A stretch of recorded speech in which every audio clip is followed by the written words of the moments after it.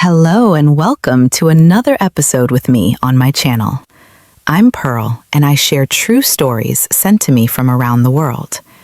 Today's story was shared by Chantel from Charlotte, North Carolina. Now make sure you stay tuned, give us a like and subscribe, because I promise what you are about to hear will keep you glued to your screen. My name is Chantel. I'm 34 years old and I live in Charlotte now. I check my locks at 1:07 a.m. every single night. Not 1:05, not 1:10, exactly 1:07. I move through my apartment like I'm defusing a bomb. Front door deadbolt, slide the chain, test the handle twice. Kitchen window latch, push until I hear the click. Bedroom window, same. Bathroom window, even though it's too small for a body. I use my phone flashlight to sweep the corners, the closet, under the bed, behind the shower curtain. My boyfriend Marcus used to ask why I do this. He doesn't ask anymore. People think betrayal is a moment, a discovery, a confrontation. They're wrong. Betrayal is a system. It has architecture, it has schedules, and once you see the blueprint, you can never unsee it. It's been 2 years since Atlanta, but my body hasn't learned the difference between then and now. At 1:07 a.m., I'm still listening, still counting, still performing survival. Let me take you back. Atlanta, our bedroom. The one with cream walls and blackout curtains Austin said would help me sleep better. He was always so thoughtful like that. Every night at 10:30 p.m., he'd bring me my vitamins, a ritual. He'd sit on the edge of the bed, shake 2 capsules from an unmarked bottle into his palm, and hand them to me with a glass of water. His voice was always gentle, like he was talking to something fragile. "These will help, babe. You've been so stressed." I'd gotten anemic after my second miscarriage. That's what he told me, anyway. That's what I believed. The pills were small, white, unremarkable. I'd swallow them, he'd kiss my forehead, and 20 minutes later I'd feel it. The heaviness, like my bones were filling with wet sand. My thoughts would blur at the edges, and then I'd be gone. Not asleep. Gone. A gap in my own timeline. Until the night I didn't swallow. I don't know why I did it. Instinct, maybe, or exhaustion that finally tipped into suspicion. I placed the pill under my tongue, let the water wash over it, tilted my head back like I always did. Austin watched. He always watched. "Good girl," he said, and left the room. The pill dissolved slowly, bitter and chalky, spreading across my tongue like poison. I kept my breathing even, my eyes closed, my body still. I counted his footsteps down the hallway, counted the seconds until I heard him turn the TV on in the living room. Then I got up, spat the residue into the bathroom sink, and rinsed my mouth until I couldn't taste it anymore. I got back into bed, waited. The bitterness stayed. At first, nothing happened. The house settled into its usual sounds, the hum of the refrigerator, the occasional creak of old pipes. I lay there in the dark, staring at the ceiling, wondering if I'd imagined everything. Then, at exactly 1 a.m., I heard the bedroom door open. Not a creak, not a hesitant push, a confident, quiet opening, like someone who knew I wouldn't wake up. I kept my eyes closed, my breathing slow and deep.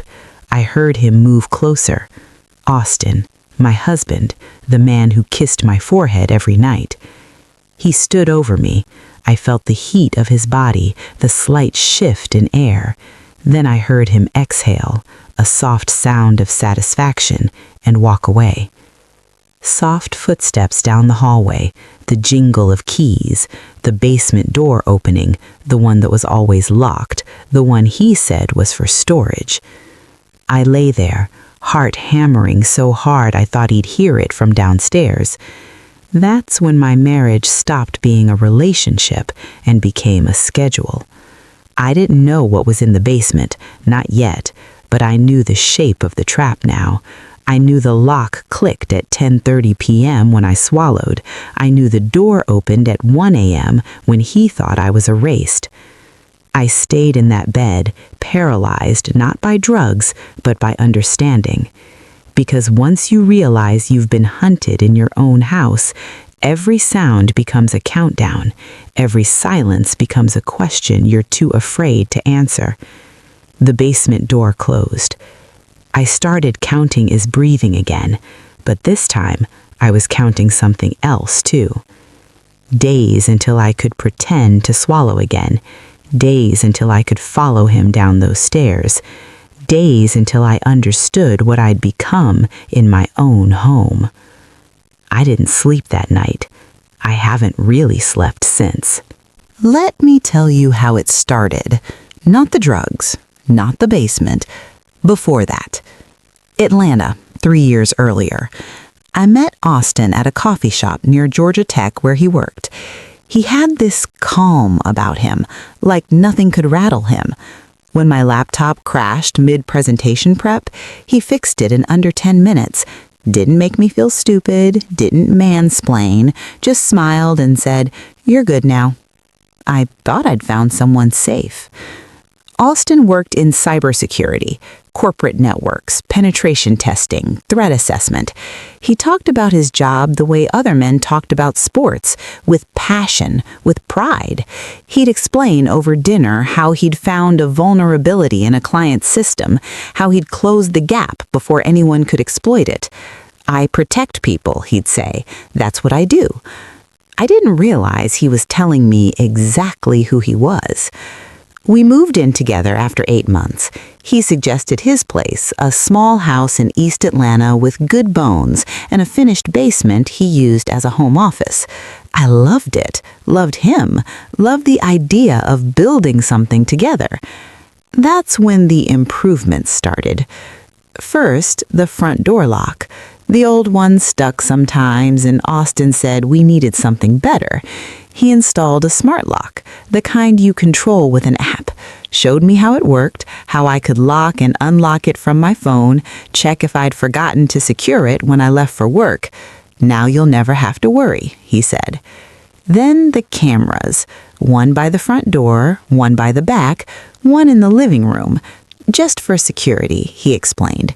"Atlanta's getting worse. I want to make sure you're safe when I'm not home." I thought it was sweet.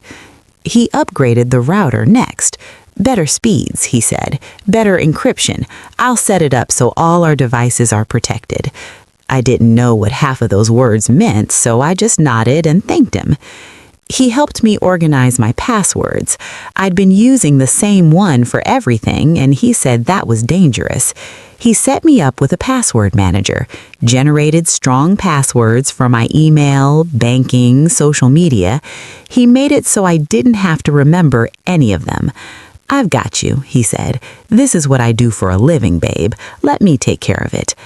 Then he installed an app on my phone, a security app, he called it. It would back up my photos, monitor for suspicious activity, even track my location in case of emergencies. "If something ever happens to you, I'll know where you are," he said, holding my face in his hands. "I need to know you're safe." I thought I was loved. The isolation was quieter, surgical. He never told me to stop seeing my friends. He just started noticing things. "Did you see the way Jenna looked at you when you ordered that salad? She's always commenting on what you eat. Marcus from your office talks over you a lot. I noticed it at the holiday party. Do you notice that? Your sister always makes everything about her, doesn't she? Even when you told her about the miscarriage, she turned it into a story about her own struggles." He said these things gently, concerned, like he was protecting me from people who didn't deserve me. And I started to see it too, or I thought I did. I started declining invitations, responding to texts later and later, convincing myself that Austin was the only person who really saw me. The friend stopped reaching out. He smiled more after that. 6 months into living together, I tried to change my email password. I don't remember why. Maybe I'd gotten a security alert. Maybe I just wanted to feel like I still controlled something. The system wouldn't let me. I tried 3 times. Each time it said my current password was incorrect, but I was using the password manager Austin had set up. I was clicking the autofill. It should have worked. I asked him about it that night. He looked up from his laptop, his face soft with patience. "Babe, you always forget. I reset it last week, remember? After that phishing email?" I didn't remember a phishing email. "I handled it," he said, reaching over to squeeze my hand. "You don't have to worry about this stuff. That's why I'm here." He pulled up my account on his laptop, typed in a password I'd never seen, and logged in immediately. "See? All good. I'll write it down for you." He never did. I didn't try to change my passwords again. I didn't notice that I couldn't access the camera footage, that the app on my phone had permissions I hadn't granted, that the smart lock sometimes wouldn't respond to my commands but always worked for him. I didn't notice that I'd stopped receiving certain texts until weeks later when a friend mentioned she'd messaged me multiple times. I didn't notice I was living in a house where every door opened for him and closed for me. He didn't break in. He built the cage from the inside, and I handed him the tools. By the time I understood, I was already locked inside. The gaps started small. My coworker Sarah mentioned a phone call we'd had on Tuesday. I nodded, smiled, said something vague. I had no memory of that call. I checked my phone later. There it was, outgoing call to Sarah, 14 minutes, Tuesday, 3:47 p.m. I was in a meeting at 3:47 p.m. on Tuesday.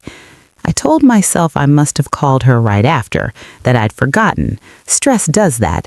I'd been stressed. Then my dentist's office called to confirm my appointment. "We're all set for Thursday at 2, the receptionist said. I hadn't made an appointment. "I think there's been a mistake," I said. A pause. "It says here you scheduled it online last week, February 10th. I pulled up my calendar. There it was, dentist, 2 p.m. I stared at the entry like it was written in a language I used to know. "Right," I said. "Sorry, I'll be there." I wasn't there. I forgot. They charged me a cancellation fee. Austin paid it without blinking. "Babe, you've been so scattered lately." The texts were worse. My friend Keisha sent me a screenshot, a conversation between us, messages I didn't remember sending. Me: "Sorry, can't make brunch, not feeling great." Keisha: "Again? You okay?" Me: "Yeah, just need to rest, talk soon." I read it 3 times. The words sounded like me. The phrasing was close, but I didn't write them. I called Keisha. "Did I sound weird in those texts?" "You sounded tired," she said. "You've been canceling a lot lately. Are you sure you're okay?" I wanted to say no. I wanted to say I don't remember writing those messages, but how do you say that without sounding insane? "I'm fine," I said. Keisha stopped inviting me to things after that. Then the waking up wrong started. I'd go to bed in a t-shirt and wake up in pajama pants I didn't remember putting on. I'd fall asleep with my makeup on and wake up with my face scrubbed clean, moisturizer applied, my skin tight and unfamiliar. I'd leave my phone on the nightstand, battery at 30%, and wake up to find it fully charged, plugged into a charger on the opposite side of the bed. Doors I'd left unlocked were locked, doors I'd locked were open. The kitchen light I always turned off before bed would be on in the morning. The hall closet I never opened would be cracked. I started documenting. February 18, woke up in different shirt, blue, not gray. Phone charged, don't remember plugging it in. February 22, makeup removed, face washed, I didn't do this. February 24, calendar shows meeting with A. Rendon at 10 a.m. I don't know who that is. Meeting never happened. Entry disappeared by afternoon. February 27, Woke up 6:23 a.m. Last memory is 10:41 p.m. 8 hours gone. I showed Austin my notes. He sat me down on the couch, his hand on my knee, his face full of soft concern.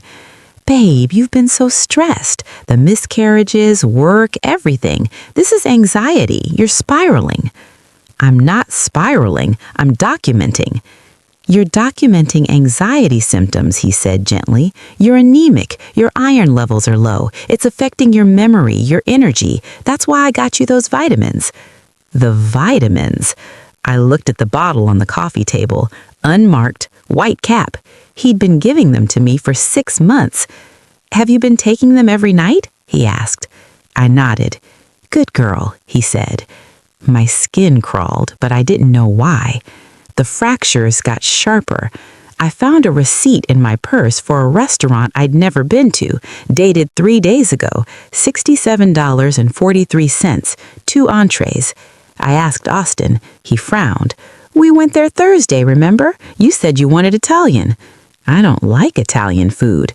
I found a voicemail from my mom asking why I'd told her not to visit this month. I never told her that. I found a photo on my phone, me in our living room, smiling at the camera. I was wearing a dress I didn't own. The timestamp said I took it at 2:34 a.m. I woke up at 2:34 a.m. once just to see. Austin was gone. The bedroom door was open. The basement light was on. I went back to sleep.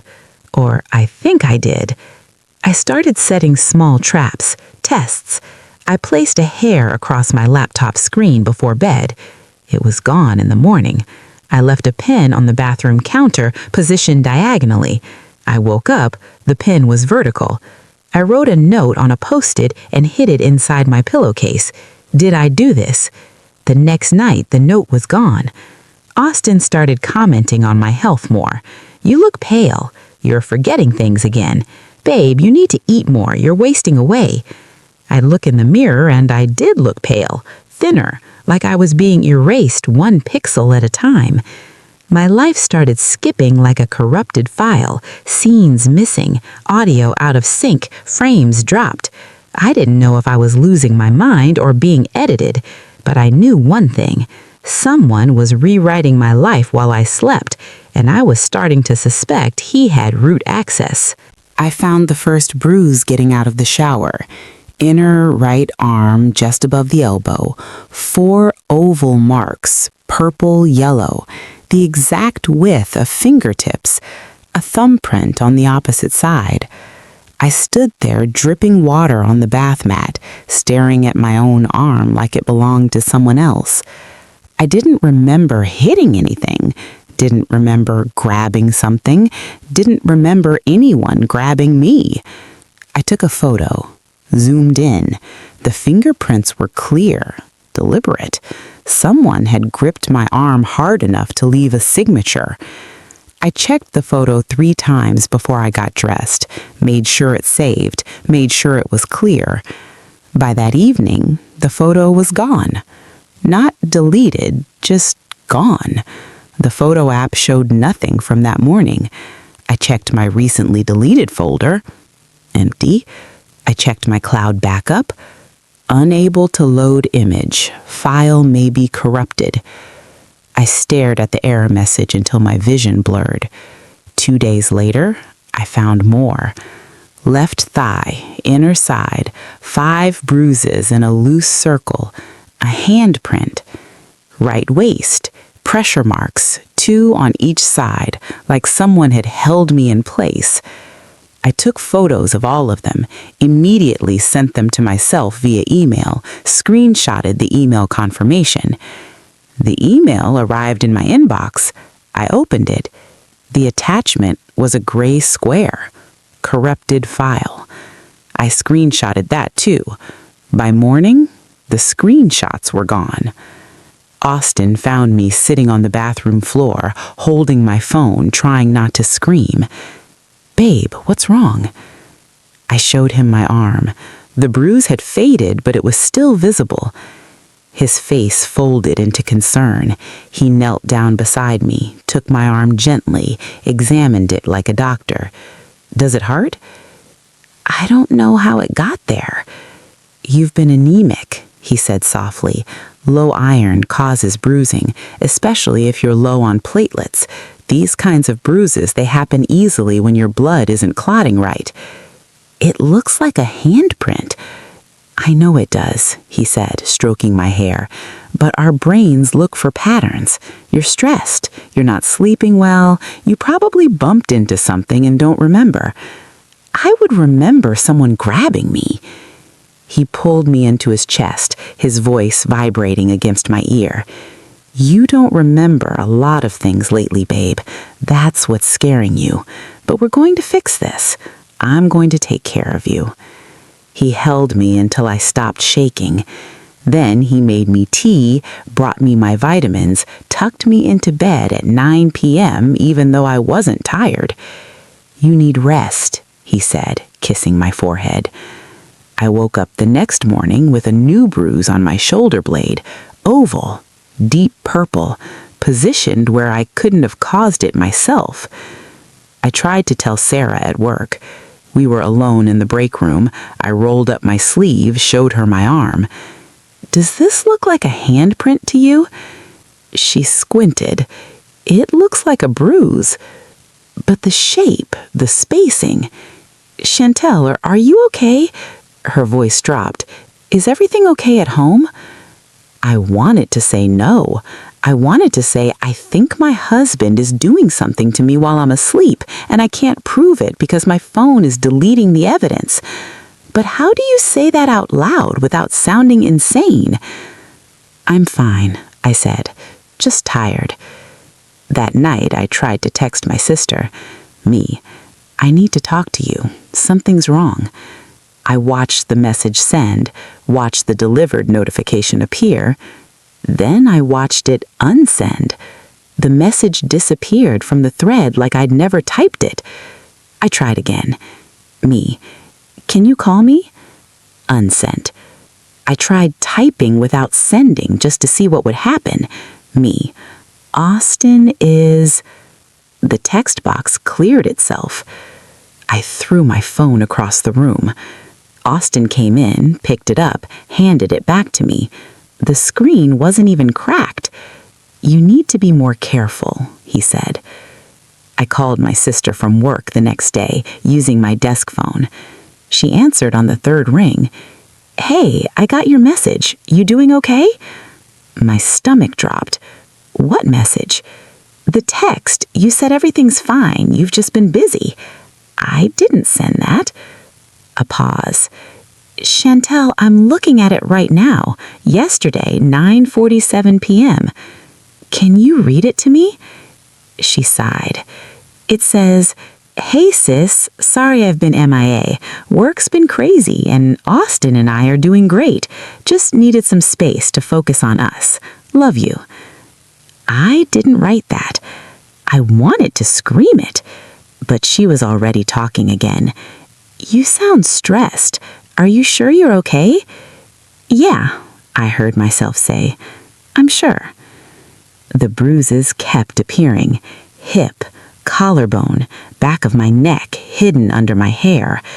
I stopped taking photos. They'd just disappear. I stopped telling people. They'd just say I already told them. Austin started being more tender. He'd trace the bruises with his fingertips, his touch so gentle that it made my skin crawl. "Poor baby, you're so fragile right now," he'd whisper.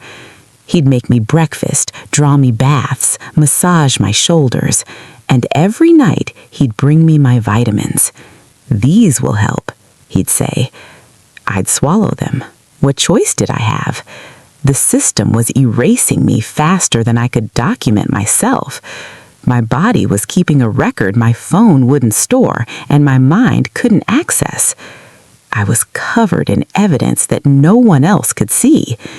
And the worst part? I started doubting it myself. Maybe I was anemic. Maybe I did bruise easily. Maybe I was bumping into things and forgetting. Maybe I was losing my mind. maybe that's what he wanted me to think. He taught me to doubt my own skin, and for a while, I did. Here in Charlotte, I can't take an aspirin without panic. Marcus keeps a bottle of Advil in the bathroom cabinet, regular over-the-counter stuff. Sometimes when I have a headache, I stand there holding the bottle, reading the label over and over, checking the seal, checking the pills against the product photos online. He caught me once, Googling how to tell if aspirin has been tampered with. He didn't ask questions. He just took the bottle, opened it in front of me, took one himself, and handed me one from the same batch. That's how I knew I could keep him. But back in Atlanta, I had no one, so I became my own investigator. It started with something stupid, a single hair. I plucked one from my head, long and dark, and stretched it across the top drawer of my nightstand, positioned it carefully, one end tucked under the edge of the drawer, the other resting on the frame. If the drawer opened, the hair would fall. I went to bed, swallowed my vitamins like usual, let the heaviness take me. When I woke up, the hair was on the floor. I tried it again, same result. Then I escalated. I placed a piece of clear tape across the closet door, low down where you wouldn't see it unless you were looking. If the drawer opened, the tape would tear. Morning, the tape was broken. I wrote a note on a scrap of paper, folded it small, and hid it inside my pillowcase. Just one word: why? By morning, it was gone. I was living with something that moved through my space like a ghost, something that opened drawers, checked closets, searched for evidence of me searching for evidence. I needed to see it, so I stopped swallowing. The first time was instinct. This time was strategy. I took the pill from Austin's hand, tilted my head back, let the water pool in my mouth, let the pill rest under my tongue, heavy and bitter. I swallowed the water, felt it slide past the capsule. Austin watched. He always watched. "Good girl," he said. I waited until he left the room, then I got up, walked to the bathroom, spat it into the sink, and rinsed my mouth until the bitterness faded. I got back into bed, and I waited. The fear was different this time, not the fear of discovering something, the fear of confirming it. I lay there in the dark, my body rigid, trying to make my breathing slow and even, trying to perform unconsciousness for an audience of one. At 12:53 a.m., I heard him in the hallway. Soft footsteps, deliberate. He was checking something. I kept my eyes closed, my face slack. The bedroom door opened. I felt him enter the room, felt the shift in air pressure, the faint smell of his deodorant. He stood at the foot of the bed, watching. I kept my breathing deep and rhythmic, in for 4, out for 4. Then he moved closer. I felt the mattress dip as he sat down beside me, felt the heat of his body next to mine. My heart was hammering so hard I thought he'd hear it. He reached out. I felt his fingers on my wrist. He was checking my pulse. Not like a concerned husband, like a technician, clinical, detached, counting. I forced myself to stay limp, to let my hand rest dead in his grip. He held it for 15 seconds, 20, 30, then he let go. He leaned closer. I felt his breath on my face, and then he whispered, so soft it was almost tender. "Good girl." Not romantic, not affectionate, transactional, like I'd passed a test. He stood up, walked out. The bedroom door closed with a soft click. I stayed there frozen for another 5 minutes just in case. Then I heard it. The basement door. Keys, lock turning, the door opening, his footsteps descending. I waited, counted to 60, twice. Then I got up. My legs felt like static, but I moved. I crept to the bedroom door, opened it just enough to see down the hallway. The basement door was cracked open, light spilling out from below. I heard voices, low, muffled, Austin's voice and someone else's, maybe two others. I couldn't make out words, just tone, transactional, negotiating. I wanted to move closer, wanted to hear what they were saying, but my body wouldn't let me. I stood there in the dark hallway, barefoot, shaking, listening to the sound of my husband conducting business in our basement at 1 a.m. Then I heard something that made my blood stop. Footsteps coming back up. I ran, silent as I could, back to the bedroom, into bed, pulled the covers up, closed my eyes, forced my breathing back into rhythm. The bedroom door opened. He stood there. I felt him watching. Then he walked to my side of the bed, leaned down, kissed my forehead. "Sweet dreams," he whispered. The door closed. I lay there until the sun came up, my eyes wide open, my body rigid, because I finally understood. This wasn't a marriage, it was a schedule. He drugged me at 10:30, checked my pulse at 1, conducted business at 1:15, returned by 2. I was an obstacle he removed every night, a problem he'd solved with chemistry and routine. And now that I knew the pattern, I could do something I hadn't been able to do before. I could plan. So I did. I started pretending every night, holding the pill under my tongue, spitting it out, lying perfectly still while he checked my pulse, playing dead while I plotted survival. The rule had changed. I wasn't his wife anymore. I was undercover in my own bedroom. And I needed to find out what was in that basement before he found out I was awake. It took me 3 nights of fake sleep before I had the courage to follow him. Night 1, I got as far as the bedroom door. Night 2, I made it to the hallway. Night 3, I heard him descend the basement stairs, counted to 60 twice, and stepped into the dark. The house felt different at night. Like the walls knew something I didn't, like I was trespassing in my own home. Every floorboard was a potential alarm, every shadow a place he might be standing. I moved in slow motion, testing each step before committing my weight. The hallway stretched longer than it should have. The basement door at the end glowed faintly from the light beneath it. I reached for the handle. Locked.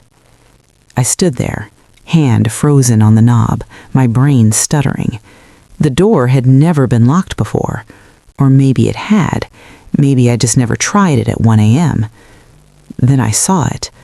A small keypad mounted on the wall beside the doorframe, flat black, almost invisible in the dark. I'd walked past this door 1,000 times and never noticed it. How long had it been there? I stared at the keypad. 4 digits. 10,000 possible combinations. But I knew Austin. I knew how his mind worked. I tried our anniversary. Nothing. My birthday. Nothing. His birthday. Nothing. Then, on instinct, I tried the date we moved into this house.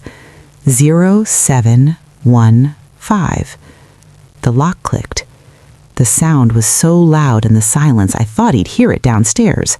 I waited, heart punching my ribs, but no footsteps came. I turned the handle. The door opened an inch. Voices drifted up from below. Austin's voice, and at least one other. Male. Calm. Professional. I eased the door open just wide enough to slip through, then stood at the top of the stairs, barely breathing. The basement was finished, carpeted. I could descend 3, maybe 4 steps before I'd be visible from below. I took 1 step. The carpet muffled my weight. Another step. The voices clarified. "Same package as last time?" The other man's voice. Flat. Transactional. "Same format, but we'll need to adjust the schedule. She's been harder to manage lately." A pause. The sound of papers rustling. "Camera angle matters. Last batch had some framing issues. Clients complained." "I've upgraded the setup, fixed the lighting. It won't be a problem."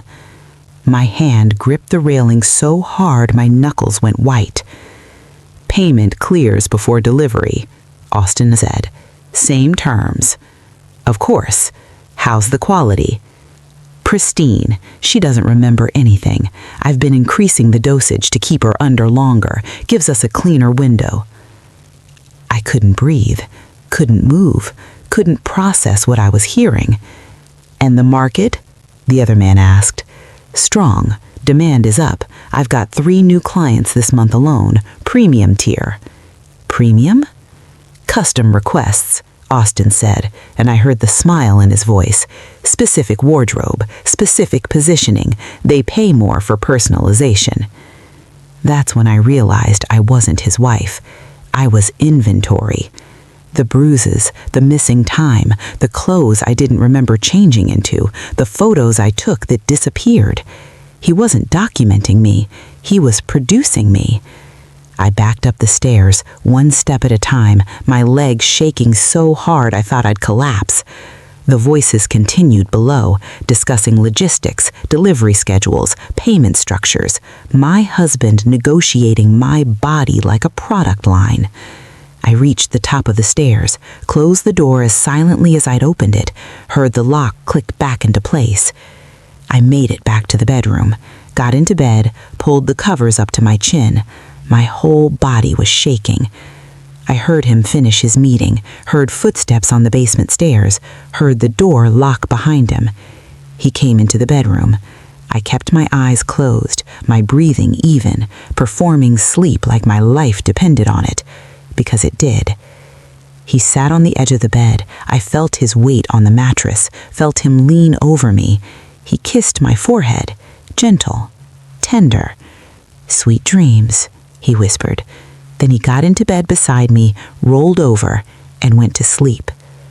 I lay there in the dark, 6 inches away from a man who'd been selling me while I was unconscious, listening to him breathe, listening to him sleep the sleep of someone with nothing to hide.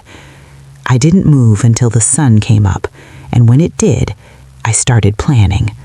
Not escape, not yet. Evidence, because I finally understood what I was up against. This wasn't a crime of passion. This wasn't rage or jealousy or loss of control.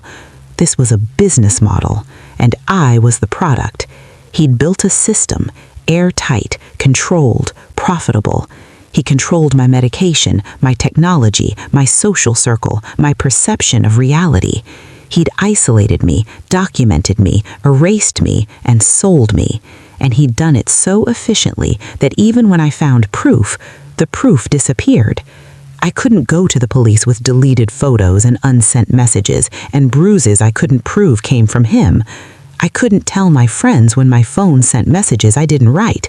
I couldn't trust my own memory when I'd been drugged every single night for months. I needed something he couldn't delete. I needed something that would exist outside his system. So I stopped trying to document myself, and I started learning how to disappear. I became a scavenger in my own home.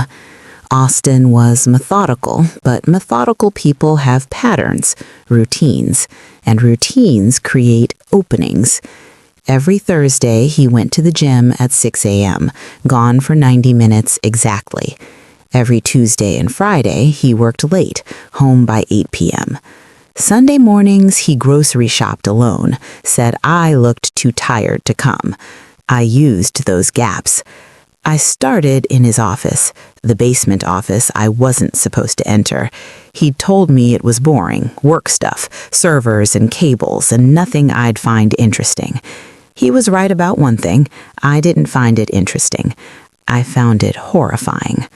The first week, I just observed, noted where he kept things, his laptop, the external hard drives, the drawer that was always locked. The second week, I started testing access. His laptop was password protected, but he'd leave it open sometimes when he went to the kitchen. I'd have 30 seconds, maybe 45. I learned to move fast. I'd crouch by the desk, angle the screen so I could see, and scan whatever was open, usually spreadsheets, client lists, payment logs, usernames I didn't recognize. Then I found the USB drives, 3 of them, labeled in his neat handwriting, work/backup01, work/backup02, clients/archive. They were in his desk drawer, not the locked one, just a regular one. I waited until a Thursday morning, took clients/archive, brought it to my laptop in the bedroom. It took me 4 tries to guess the password, our wedding date. The drive opened. Folders, dozens of them, organized by date, each labeled with a code, location, duration, file type. I opened the first one. Video file, 47 minutes, timestamp 6 months ago. I clicked play. The video opened on our basement. The lighting was professional, soft, deliberate, a camera angle I recognized from the corner near the storage shelves. And there I was, on the couch we kept down there, the one I never sat on because the basement was Austin's space. I was wearing a dress I owned but didn't remember ever putting on. My hair was styled, my makeup perfect. I wasn't moving. I watched myself lie there completely still for 3 minutes of footage before I had to pause it. My hands were shaking so hard I could barely control the mouse. I didn't remember this, any of it. I skipped ahead. At the 15-minute mark, someone else entered the frame. Not Austin. I stopped the video. I sat there staring at the frozen image, a stranger in my basement, standing over my body. I didn't watch the rest. I opened another folder, another video. Different dress, same couch, same setup, different timestamp. 2 months earlier than the first. I opened another. There were 37 videos, spanning 8 months. I didn't watch them. I couldn't, but I didn't need to. The timestamps told the story. Every Wednesday, every Saturday, like clockwork. The file sizes told me the duration, 30 minutes, 45, an hour. The metadata told me the equipment, camera model, resolution, frame rate. This wasn't opportunistic. This wasn't impulsive. This was industrial. I felt my brain split into 2 parts. One part was screaming. The other part was taking notes. The note-taking part won. I started documenting. I opened a text file on my laptop, not connected to the internet, not synced to any cloud. I listed every file name, every timestamp, every file size. I noted the patterns. Wednesdays and Saturdays, always between midnight and 3 a.m., always the same lighting setup, always the same couch. I noted the folder structure, the way he'd organized it like a professional archive. I noted the payment logs I'd seen on his laptop, the usernames, the amounts. I wrote it all down in clinical, detached language, like a coroner describing a body, because it felt like it wasn't mine. The woman in those videos looked like me, wore my face, my hair, my skin, but I wasn't there. I'd been erased, replaced with something that didn't need consent because it didn't have consciousness. I closed the files, ejected the drive, put it back exactly where I'd found it. Then I went to the bathroom and threw up. I didn't cry. I couldn't. Crying required feeling, and I'd locked all my feelings in a box somewhere I couldn't reach. Instead, I brushed my teeth, washed my face, looked at myself in the mirror. The woman looking back at me was a stranger. I didn't know if she was the woman in the videos or the woman watching them. Maybe we were both ghosts. That night, Austin brought me my vitamins. I pretended to swallow. He kissed my forehead. "Good girl," he said. I waited for him to leave, spat out the pill, got into bed, and I started planning the next phase. Because I'd found the proof, but proof is a weapon that cuts both ways. Those videos existed. That means I could use them. But those videos existed. That meant I'd have to see them again, show them, explain them, prove that the body in the footage was mine, but the consent wasn't. Prove that I didn't know, didn't remember, didn't agree. Prove that I was a victim and not a participant. And I didn't know if I could survive that. But I knew one thing. Austin had been documenting his crime for 8 months. He'd kept the evidence because he thought I'd never find it. He thought I was too drugged, too confused, too controlled. He thought he'd built a perfect system. But systems have backups, and backups can be copied. So that's what I did. The next Thursday, while he was at the gym, I copied everything. Every folder, every video. I couldn't bear to watch. I copied it to a new drive, hid the drive in a place he'd never look, inside a tampon box in the back of the bathroom cabinet. And then I waited, because proof wasn't enough. I needed a plan, and I needed to stay invisible long enough to execute it. I reported it on a Tuesday. I walked into the police station with the USB drive in my purse, my hand steady, my voice calm. I told them everything: the drugs, the basement, the videos, the timestamps. The officer who took my statement looked tired. He asked me to repeat certain parts, asked if I was sure, asked if I'd kept any of the pills. I hadn't. They opened an investigation, seized Austin's equipment, his laptop, his drives, his cameras. They arrested him 3 days later. I thought that would be the hard part. I was wrong. The trial took 14 months.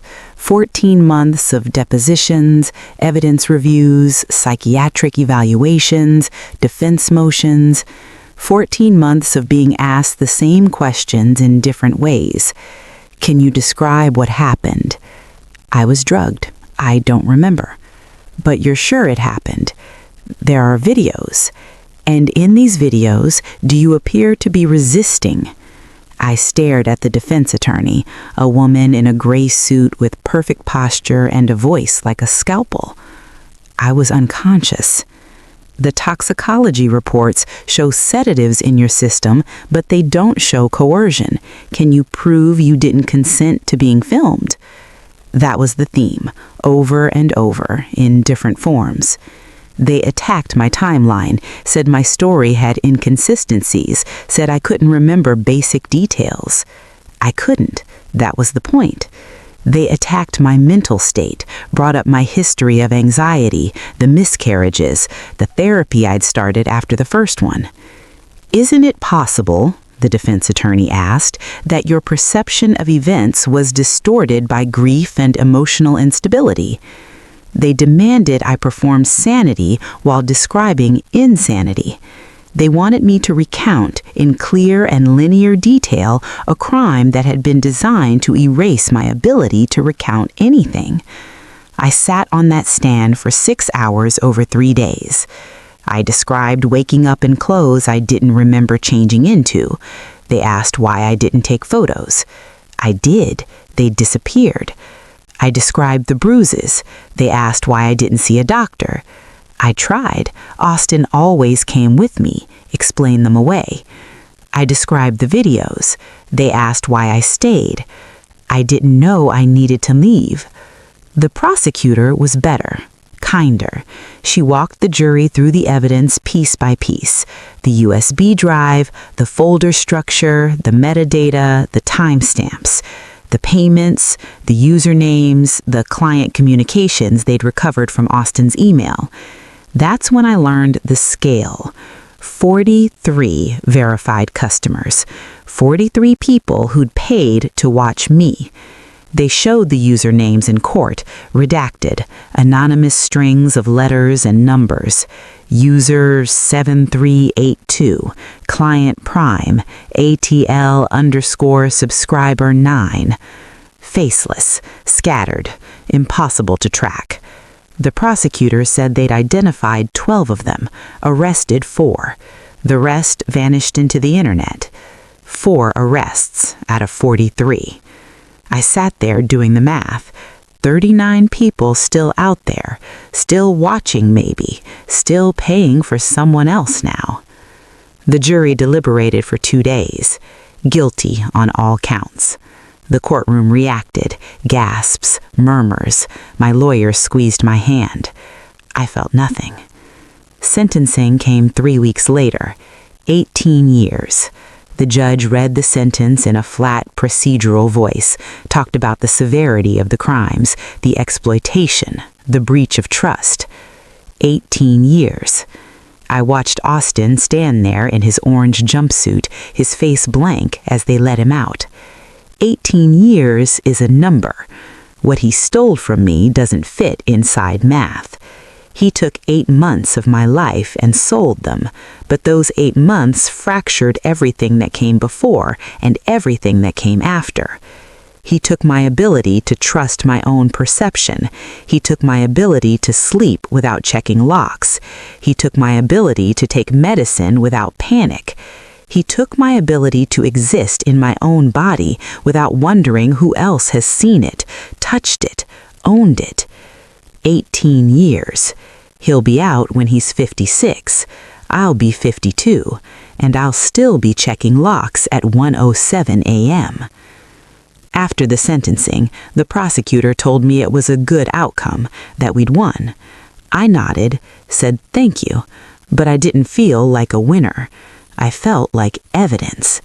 The customers, the 43 faceless names, they mostly walked away. 4 arrests, light sentences, probation, fines. The prosecutor said it was hard to prove conspiracy when the transactions were encrypted, when the users claimed they didn't know I wasn't consenting, when the videos didn't show resistance. How do you resist when you're unconscious? The defense attorney for one of them actually said that in court, said her client believed he was watching consensual adult content.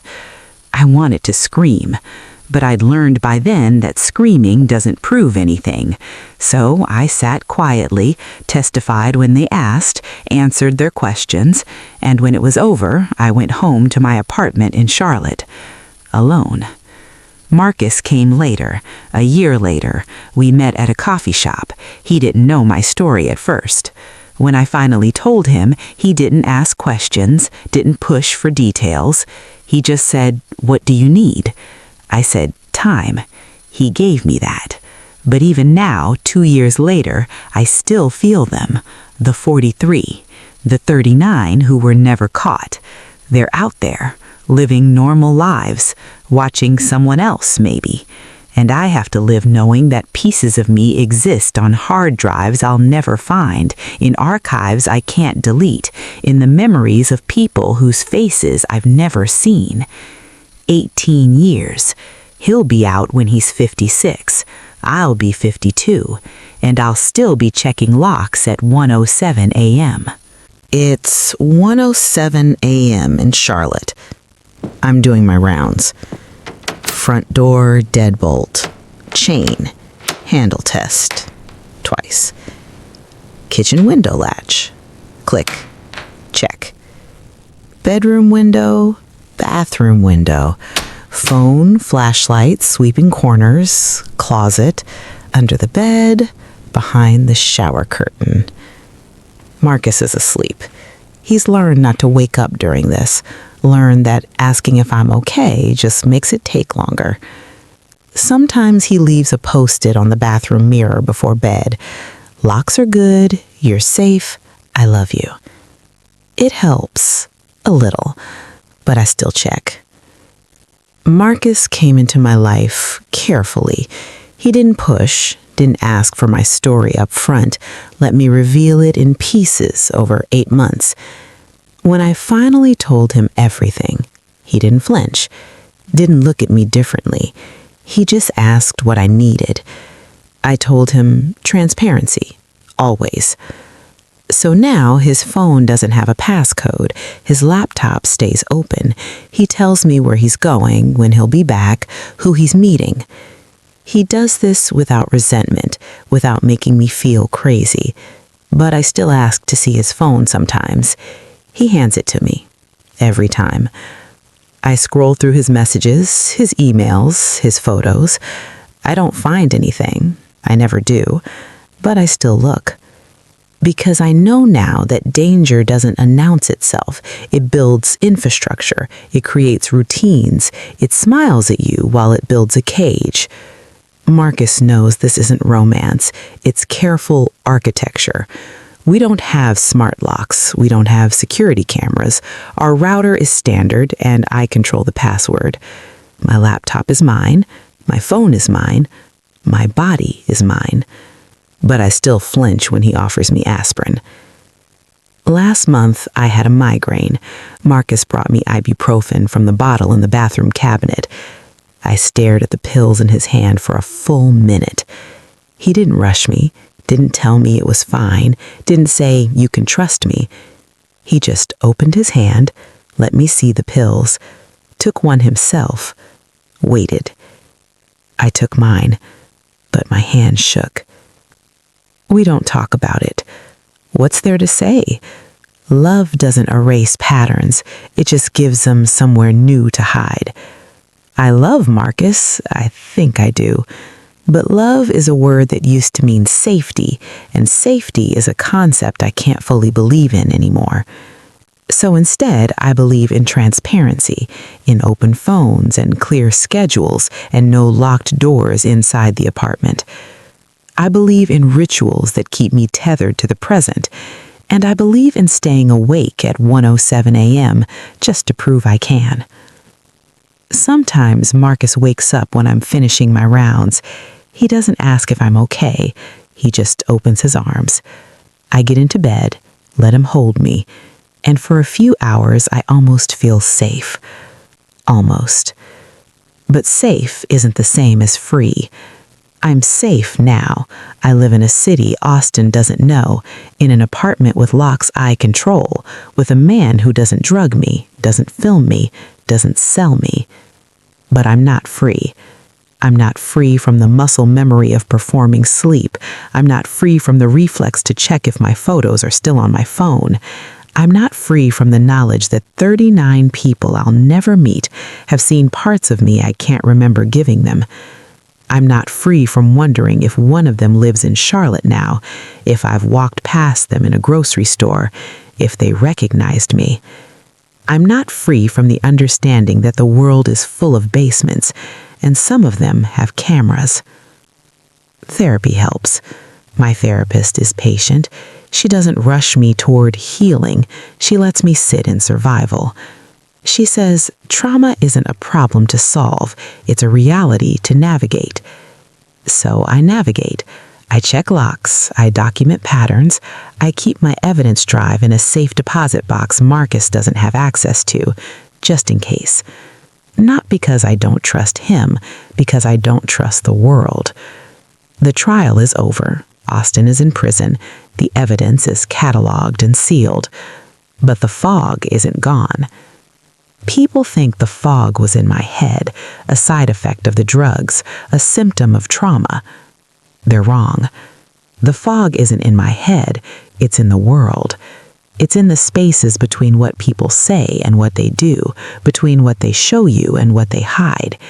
It's in locked basements and encrypted transactions and usernames that never resolve into faces. It's in the gap between being believed and being understood. I know what people do inside that fog. I know because I lived inside it for 8 months without knowing I was there. And now that I'm out, I see it everywhere. I see it in the way people lock their phones face down on tables. I see it in the way someone's smile doesn't quite reach their eyes. I see it in the small inconsistencies that everyone else dismisses. I used to think I was paranoid. Now I know I'm just awake. It's 1:07 a.m. Marcus is breathing steady beside me. The locks have checked. The windows are secure. I'm as safe as I can be. But I'm still listening, still counting, still waiting for the sound of a door I didn't open. Because the thing about surviving something like this is that you never stop surviving it. You just get better at carrying it. I turn off the flashlight, get back into bed, close my eyes, and I count his breathing until the sun comes up. If you're watching this and you've ever felt like reality was slipping, like someone was rewriting your life while you slept, like you were living in a house that knew something you didn't, trust that feeling. Document everything. And don't swallow the pill. My name is Chantel. I'm 34 years old. I live in Charlotte, and I check my locks at 1:07 a.m. every single night. I don't even know where to begin. Chantel, if you're watching this, and I hope you are, I want you to know that sharing this took a kind of courage most people will never understand. To survive what you survived is one thing. To let the world see it, to put words to something so violating and so calculated, that's something else entirely. Thank you for trusting me with your story. Thank you for trusting all of us with it. What happened to you wasn't just a crime, it was a systematic erasure of your personhood. And the fact that you fought your way back to yourself, that you're still here, still checking those locks, still choosing to wake up every day, that's not just survival, that's defiance. Now, to everyone watching this, I need you to understand something. This isn't a rare story. This is a hidden story. Chantel's experience with being drugged, controlled through technology, and exploited while unconscious, these aren't isolated incidents. They're patterns, and they're happening more than we want to admit. If you or someone you know is experiencing any of the warning signs Chantel described, missing time, unexplained bruises, technology that doesn't respond to you, messages you don't remember sending, a partner who controls your devices for your safety, please listen to that voice in your head that's telling you something is wrong. Document everything you can. Even if it disappears, keep trying. Use devices they don't have access to. Tell someone you trust outside your household. And if you can, reach out to organizations that specialize in tech-enabled abuse and domestic violence. They understand what you're going through in ways that even well-meaning people might not. Here's something else I want you to take away from Chantel's story. The system that's supposed to protect victims often re-traumatizes them instead. Chantel had video evidence, timestamps, medical records, and she still had to prove her own victimhood. She still had to perform sanity while describing insanity. She still had to watch most of her abuser's customers walk free. That's not justice. That's a system that wasn't built for people like her. So if you're supporting someone going through this, believe them. Don't ask them why they didn't leave sooner, why they didn't take more pictures, why they can't remember details. Their memory was weaponized against them. Their reality was edited in real time. They're doing the best they can with a nervous system that's been wired for survival. And to the Chantels out there, the ones still checking locks at 1:07 a.m., still flinching at medicine, still wondering if they're safe or just safer, you're not broken. You're responding exactly the way a human should respond to betrayal that deep. Healing isn't linear, and it doesn't come with an expiration date. Take your time, trust your instincts, and know that hypervigilance isn't paranoia when the threat was real. Chantel, I hope you and Marcus are building something beautiful and transparent. I hope Charlotte feels like home, and I hope one day you can sleep through 1:07 a.m. without needing to check the locks. But if you can't, that's okay too. Thank you all for tuning in today. This was a heavy one, I know, but these are the stories that need to be told. These are the voices that need to be heard. I'll be back tomorrow, same time, with another story. In the meantime, share your thoughts in the comments. Respectfully, please. Let Chantel know she's not alone. Let others know they're not alone. And don't forget to like, subscribe, and share this video with people you trust. It keeps me going, yes, but more importantly, it keeps these stories circulating. It keeps people aware. It keeps survivors visible. Until tomorrow, stay safe, stay aware, and trust your gut.